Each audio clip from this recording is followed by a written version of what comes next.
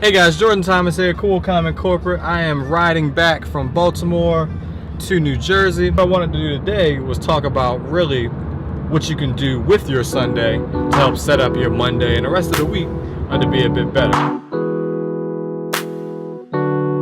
First and foremost, I do something I absolutely love on Sundays, and that's go for a run. Somewhere between 6 and 10 miles. In that 6 and 10 miles, I'm able to clear out my head and just begin to think about how I want my week to go.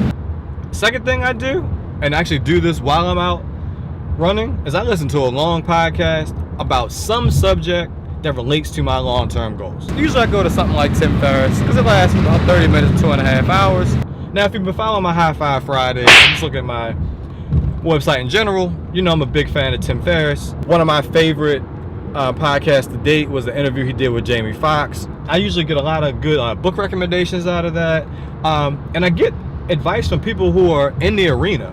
I've usually, like, when I'm out on a run, I've jotted down a few different book recommendations. I've wrote down just different thoughts that came to mind. Get back to the house, then I start writing a number of things down. I usually come up with a list, probably about 20 things, and then I decide for each day of the week, how can I focus on 2 or 3 of those activities? I think for those that are very ambitious, you might say that 2 or 3 things isn't enough. There are 100 things you should do in a week.